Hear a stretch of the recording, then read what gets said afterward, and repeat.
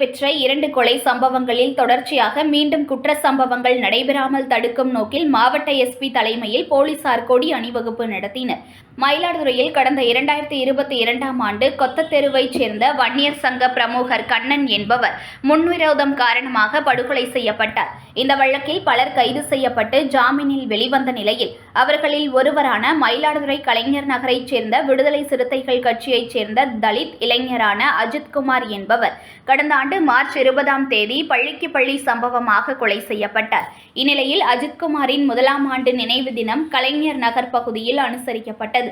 இதையொட்டி முன்னெச்சரிக்கை நடவடிக்கையாக கலைஞர் நகர், கொத்தத்தெரு உள்ளிட்ட பல்வேறு இடங்களில் 100க்கும் மேற்பட்ட போலீசார் பாதுகாப்பு பணியில் ஈடுபடுத்தப்பட்டனர்.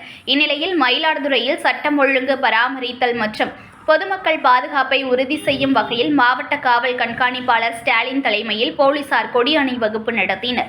அஜித்குமாரின் உறவினர்கள் வசிக்கும் கலைஞர் நகர் அமைந்துள்ள கச்சேரி சாலை பகுதியிலிருந்து படுகொலை செய்யப்பட்ட கண்ணன் வசித்த கொத்தத்தெரு வரையில் இந்த அணிவகுப்பு நடத்தப்பட்டது.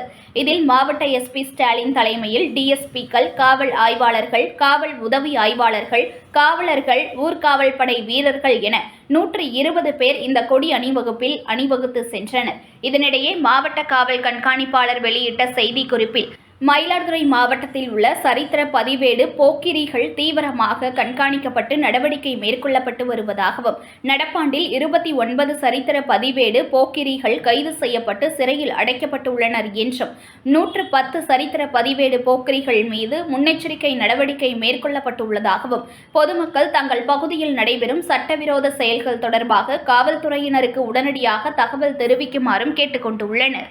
செய்திகளை உடனுக்குடன் தெரிந்து கொள்ள லைக் பண்ணுங்க, ஷேர் பண்ணுங்க, சப்ஸ்கிரைப் பண்ணுங்க, மறக்காம கமெண்ட் பண்ணுங்க.